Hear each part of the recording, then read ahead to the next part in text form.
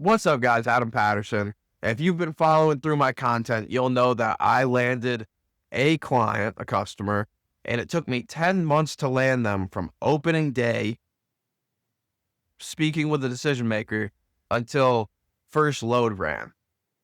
I want to talk about that process a little bit because this is a big customer, guys. Their company does about $3.3 billion in revenue every single year. And on transportation, you can estimate it out, but typically companies spend between 5 to 10% of their total revenue per year on transportation. You can map that out for yourselves. I want to speak about the process that it took me to get there, because this is something that is not spoken about in sales enough. When it comes to working in sales for a company, most times they want to put pressure on you and they don't allow you to have an extended sales process.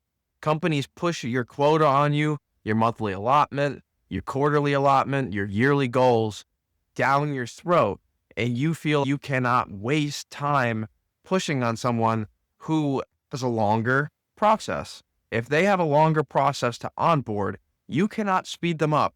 You can push for it, you can deliver value, but if they have a set process and a set standard operating procedure, an SOP, for how they onboard new vendors, for how they ask new vendors to give them quotes, for how they manage the discovery conversations that they roll with, for how their purchasing team looks into other options to see if you are the correct one, for how they vet your company to make sure that you are in good financial standing and can actually help them the way that you say you can, to make sure that you are spent years in business, to make sure that you are a good standing accredited business. You cannot speed up their process. You can provide them details, but you cannot force yourself into a prospect. As much as someone wants to tell you that you can, you do not have as much control over the sales process as you think. As sales trainers want to make you believe, because that is what they get paid to do, is make you believe that you have more control over the process. You don't.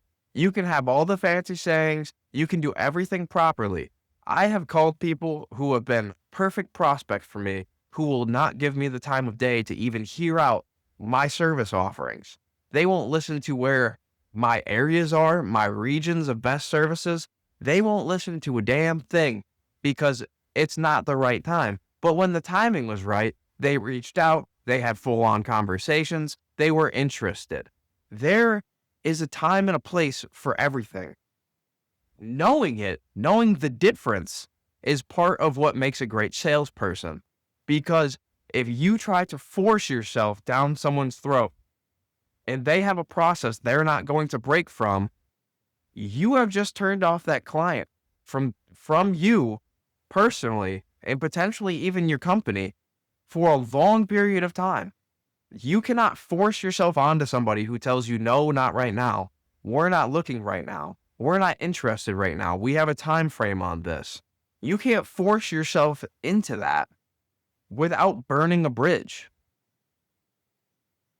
And then you burn the opportunity. And then the great job that you did in discovering who the proper person was to speak with, and reaching that first call, and potentially building up your value along the way, just along the way saying, hey, I know you're not looking into this right now, but I just wanted to ask you some questions because that time is coming. What do you do for this? In a situation like this, what are you doing currently? What would you rather be doing? Is there something that you'd rather be doing? It is great to use the time that they are not currently onboarding to learn all that you can, to question what they are currently doing, to learn about what they dislike, to learn about what they want, to understand what they're saying they want, and then recognize why they need it. That is the job of a salesperson. It is not to speed up someone's timeline. Anyone who tells you that you can speed up a customer's timeline when they have a standard operating procedure that a company follows, not just them, their company follows, the CEO directives, the COO directives, the board of advisors directives, their own department directives, they're not going to change from them because it is called setting boundaries. And if you set boundaries, you don't break boundaries, or else you have to do it for everyone, and everyone starts to feel that they can be broken. You don't do that.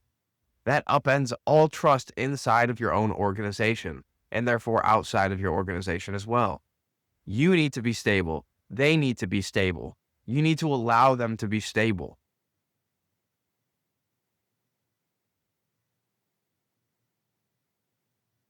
These are just easy things to do, guys. These are just very, very easy things to do.